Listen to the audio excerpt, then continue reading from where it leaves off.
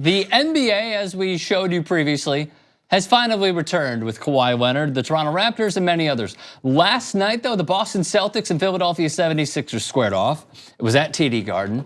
And here were some of the notable statistics that took place in a rout for the Boston Celtics. Jason Tatum had 23 and 9. Boy, does he look freaking awesome. Marcus Morris, a Philly native, 16 and 10 against his former team. Gordon Hayward, 10 and 5, totally fine, still getting up to game speed. Ben Simmons was great. JoJo was good. Nobody else was fantastic. So Joel Embiid then was asked about the rivalry between the Celtics and the Sixers. And as honest as ever, here was JoJo's answer. Man, JJ mentioned it earlier. This is not a rivalry. I don't know our record against them, but it's pretty bad. They always kick our ass. So this is not a rivalry, and JJ mentioned that earlier. So we just gotta, work together and figure it out. But Jason, like I said, is special. Was with him all summer. We played a lot of one-on-ones, and I was kicking his ass. So. But I love him. I love his game, and I'm excited to play against him, for a long time. So, a lot to take in. The one that I love is that, as always, very, very open is Joel Embiid. This is their 4th opening night loss in 5 years. I agree, though. The problem that I have and that he has is he's probably been asked about the rivalry as any media outlet will do. In the build-up to any game, no matter what, when you have 2 good, young, thriving teams that are in the same conference, let alone the same region of America, that's when they run with the rivalry narrative. Right. It's not a rivalry. It's just that both teams happen to be good, and the media is then falling in their own hole of saying, well, don't you think that you guys have a stirring matchup coming up? That's right. The thing. No, that's what we need to change the terms, because I remember it was the Clippers-Lakers rivalry because they're in the same city, playing the same building, and the Clippers decided to not be the worst franchise in all of sports for 7 years. So when people start saying it's not a rivalry, see, because the Lakers have always beat us. Okay, I hear you. Maybe rivalry is only based off of teams that have a back and forth, a punching back and forth, and this one won the championship, and this one took it this year, and it's a little bit competitive. Fine, we'll keep it there for rivalry. But you know what? Sometimes there's just 2 teams that don't like each other that see each other a lot.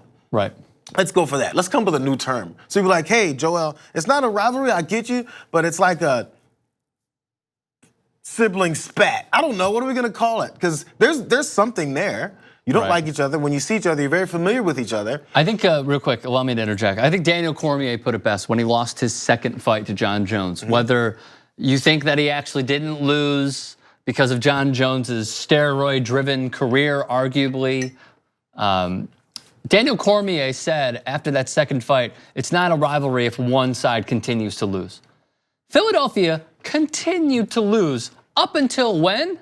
Last year. Last year, that was it. So look, because there were a few spats in a playoff series, are you gonna deem it a rivalry? No, of course not. What would make this a rivalry is longevity of success and beating each other. A rivalry just doesn't happen because, oh, well, the Sixers are good, even though they got eliminated, and the Celtics are good, so because the both teams, rivalry. They've arrived. That's because it's fun. It's because it's a game you want to see because of the characters involved, and because also players are more vocal, especially Joel. Yes, they're vocal guys, and they don't need.